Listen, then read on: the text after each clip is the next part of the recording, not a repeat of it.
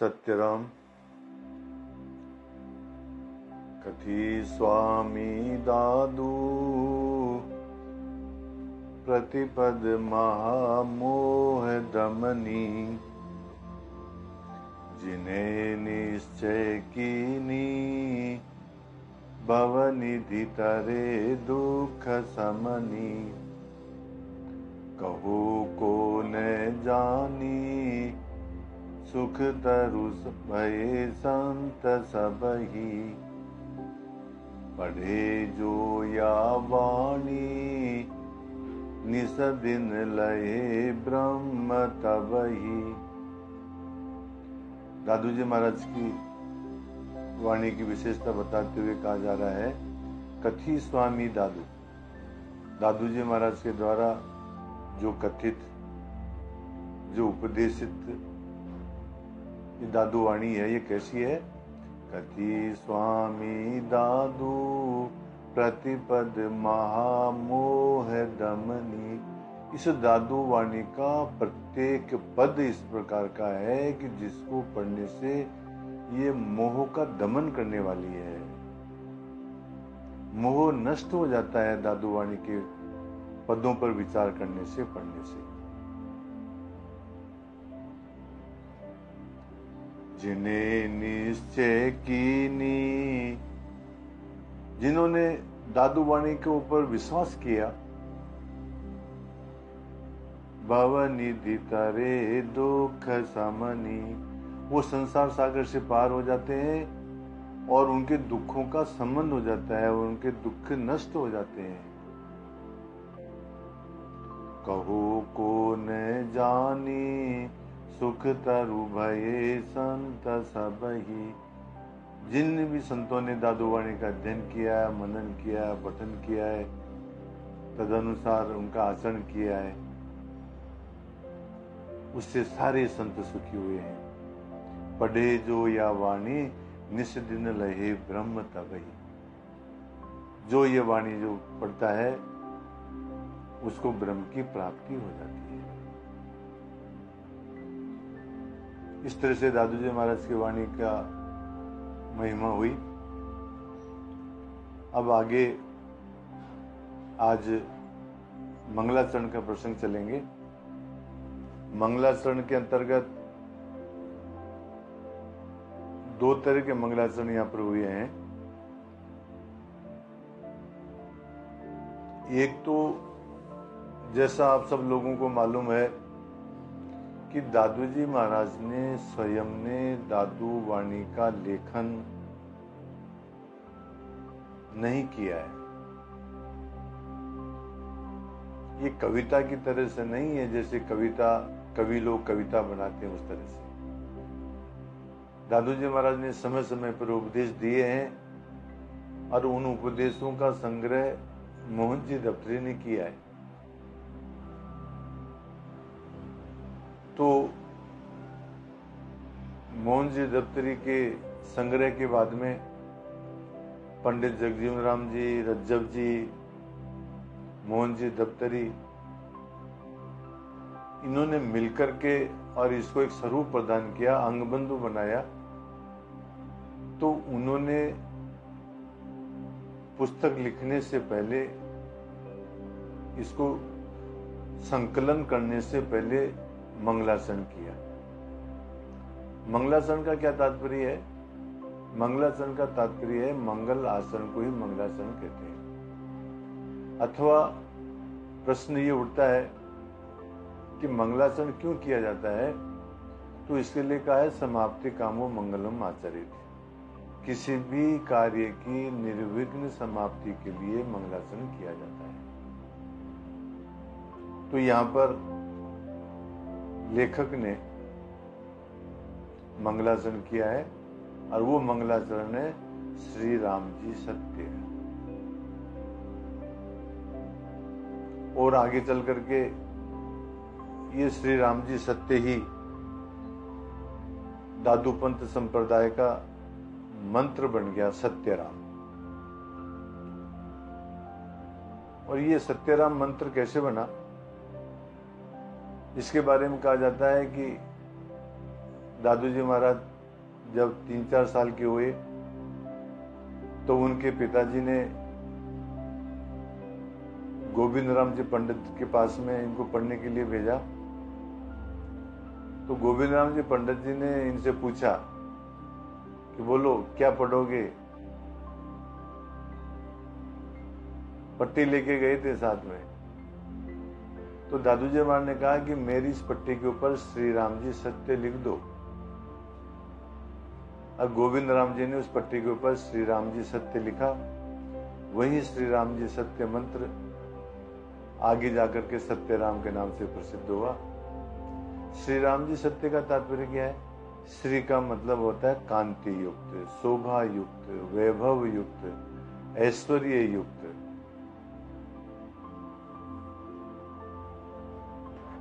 सौंदर्य युक्त, सम्मान सूचक शब्द है श्री। और राम का मतलब? राम का मतलब है रमन्ते योगिनो यस्मिन इति राम है, जिसमें योगी लोग रमन करते हैं, योगी लोग जिसका ध्यान करते हैं उसको राम कहते हैं। अथवा जो सब में रमा हुआ है वो राम है। और सत्य का तात्पर्य क्या है? ये जो इस प्रकार का जो राम है वो सत्य है। सत्य का मतलब त्रिकाला बाधित्वम सत्यत्वम, जिसका तीनों कालों में बाध न होवे वो सत्य कहलाता है। जो पहले भी था, जो वर्तमान में भी है और जो आगे भी रहेगा, इस प्रकार का जो तत्व है उसको सत्य कहते हैं। तो इस तरह से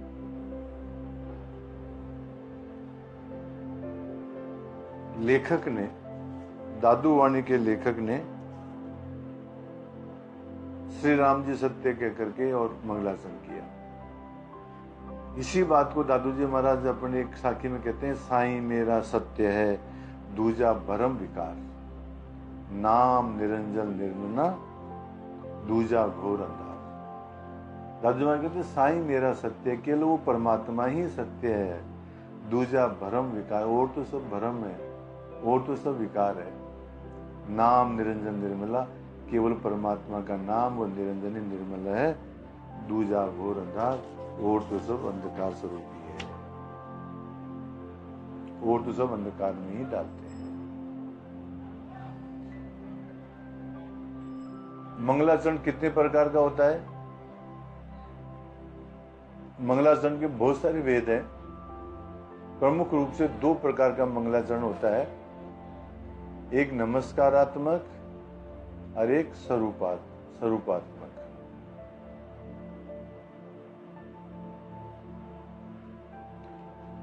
मंगलाचरण क्यों किया जाता है ये मैंने आपको पहले ही बताया कि निर्विघ्न, किसी भी काम की निर्विघ्न समाप्ति के लिए मंगलाचरण किया जाता है। और वो विघ्न कितने प्रकार के होते हैं? 3 प्रकार के होते हैं। बुद्धि के विघ्न होते हैं, जो कहा कुछ जाए, समझाया कुछ जाए और समझे और कुछ, ये बुद्धि के विघ्न है। वाणी के विघ्न है कि बोले कुछ और निकले कुछ, जैसे बोले रोटी और निकल जाए टोटी।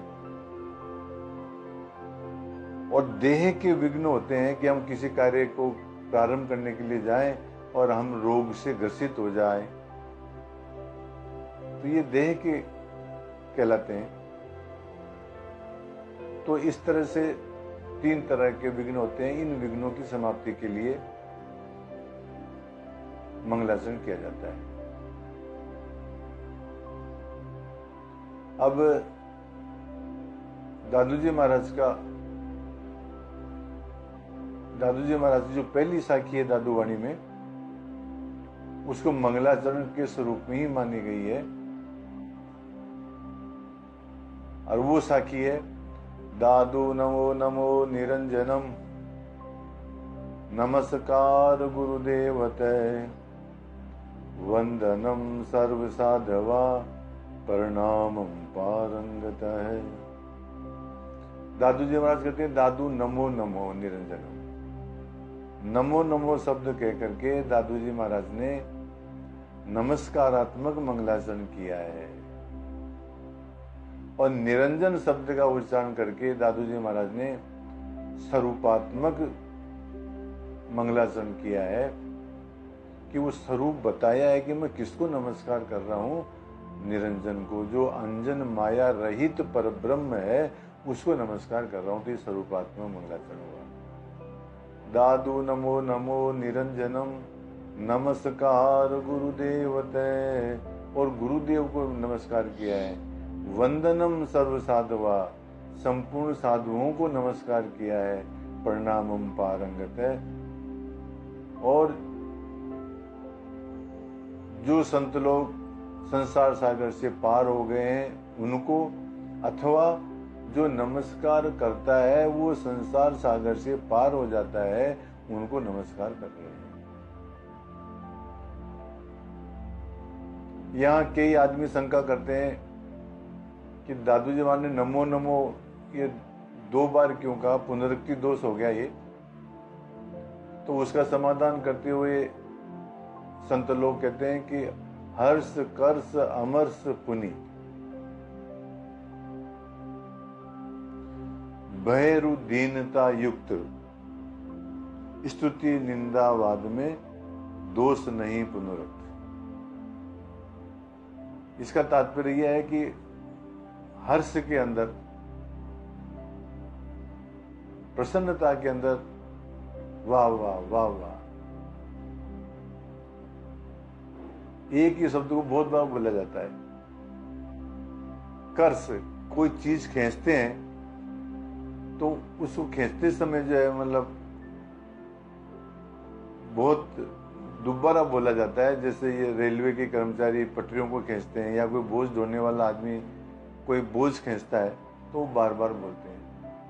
गुस्से के अंदर आदमी बार बार एक ही शब्द को बार रिपीट करता है। हर्ष कर्ष अमर्ष पुनि, भयरु दीनता युक्त, भय के अंदर जब डरता है, अरे बारे अरे बारे। और कोई दीनता युक्त, जो दीन से जो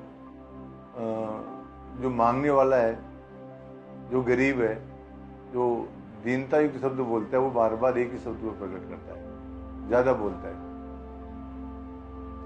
स्तुति निंदावाद में जो किसी की स्तुति करता है तो स्तुति के अंदर बाद पुनरुक्त दोष आ जाता है। किसी की निंदा करते हैं तो बार बार उसी बात को रिपीट करता है। कोई वाद विवाद करता है तो बार बार अपनी बात को रिपीट करता है। तो इन स्थलों के ऊपर पुनरुक्ति दोष नहीं होता है। इसलिए तुम ये कहते हो कि दादू नमो नमो ये कह के पुनरुक्ति दोष हो गया, तो वो बात नहीं है। संत लोग दादू नमो नमो निरंजनम नमस्कार गुरुदेवते वंदनम सर्वसाधवा प्रणामम पारंगत, इसका एक अर्थ ये भी बताते हैं कि इस साखी के माध्यम से दादू जी महाराज ने ये बताया है कि इस दादू वाणी के अंदर किस सब्जेक्ट के ऊपर, किस विषय के ऊपर चर्चा की गई है, कौन से विषय के ऊपर इसमें प्रतिपादन किया गया है। तो वो बताते हुए कहते हैं कि निरंजनम नमस् गुरुदेवते और साधवा, अर्थात हरि गुरु और संत।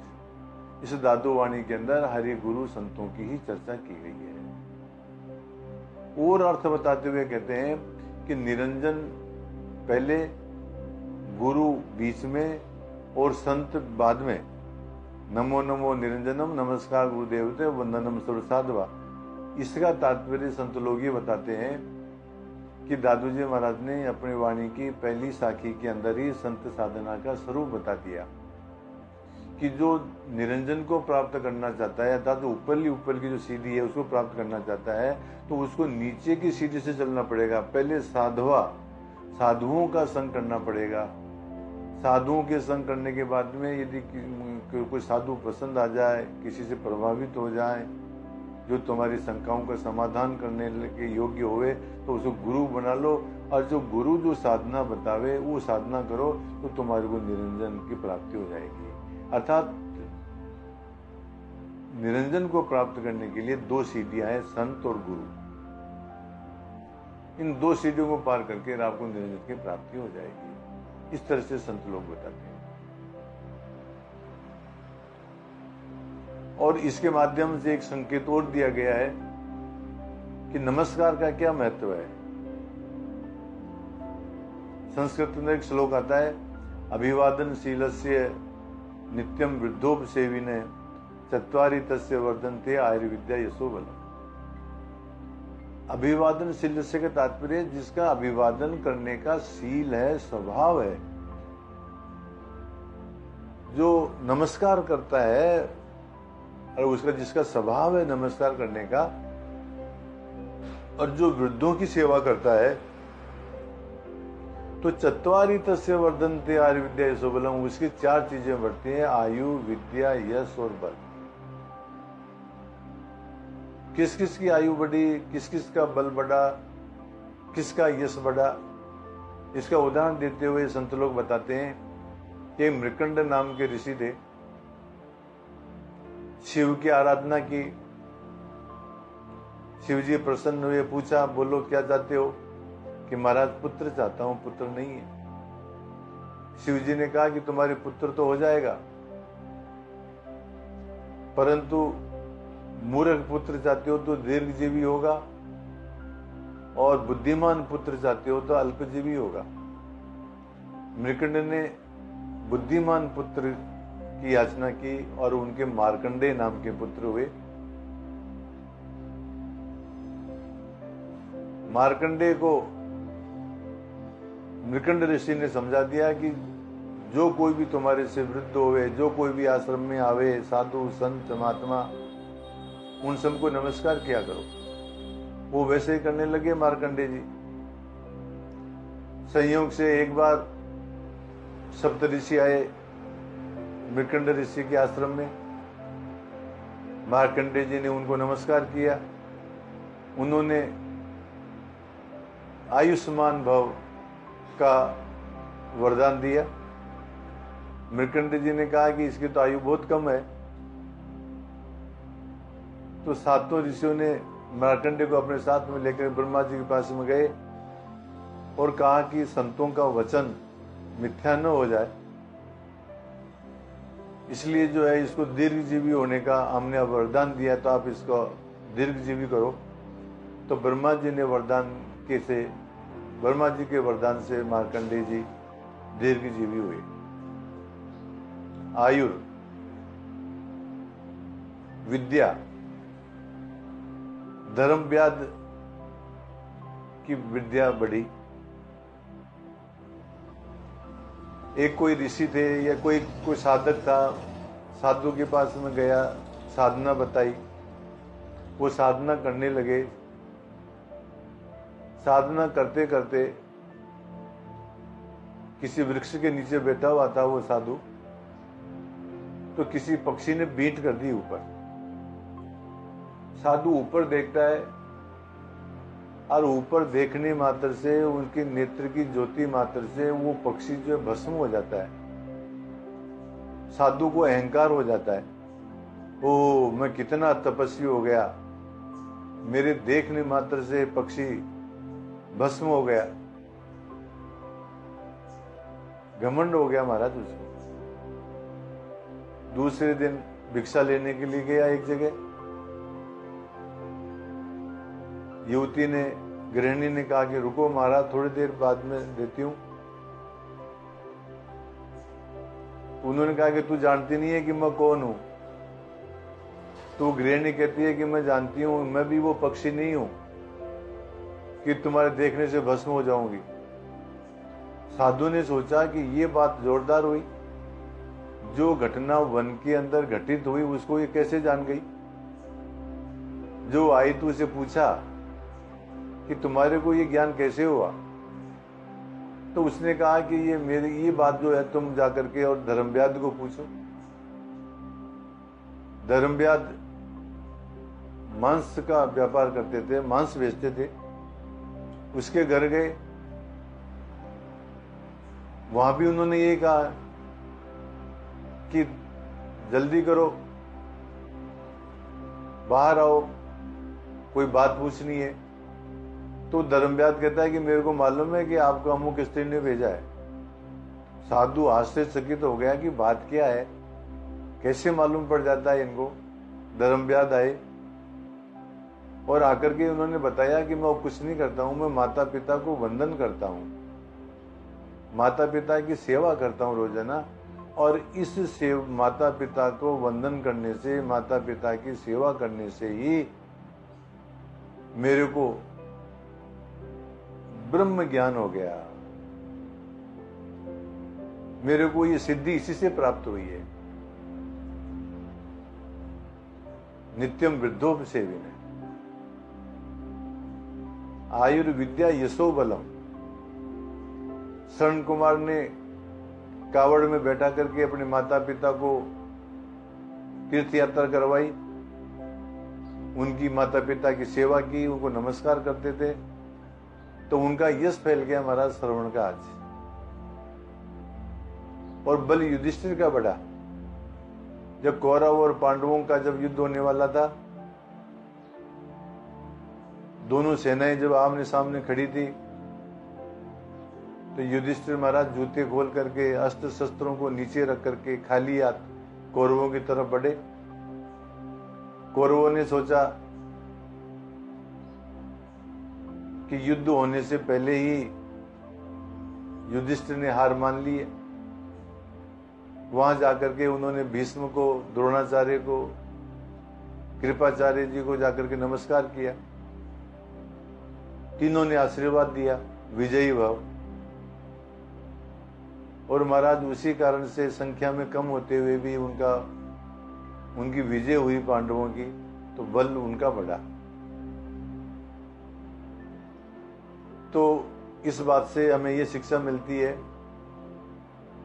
कि हमें भी हमारे जीवन के अंदर नम्रता धारण करनी चाहिए, सबको नमस्कार करना चाहिए। रामचंद्र जी महाराज सुबह उठ करके क्या करते थे? प्रातः काल उठी रघुनाथा, पितु मातु गुरु नावी माता। प्रातः काल उठ करके और रामचंद्र जी माता को, पिता को और गुरु को नमस्कार करते थे। तो महाराज हमें भी हमारे जीवन के अंदर विनय धारण करनी चाहिए, नम्रता धारण करनी चाहिए, नमस्कार करना चाहिए सबको।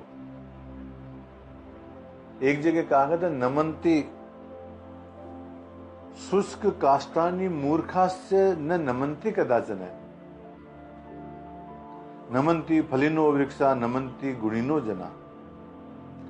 जो काष्ठ सूख गए हैं, जो सूखी लकड़ी है वो, और जो मूर्ख है वो कभी नहीं झुकते हैं। शुष्क काष्ठानि मूर्खाश्च न नमन्ति कदाचन, वो कभी झुकते नहीं है। नमन्ति फलिनो वृक्षा, जिन वृक्षों के फल आ जाते हैं वो झुक जाते हैं। नमन्ति गुणिनो जना, और जो गुणी लोग हैं वो नमन करते हैं। इसलिए हमारे को अपने जीवन के अंदर नम्रता ध्यान करनी चाहिए।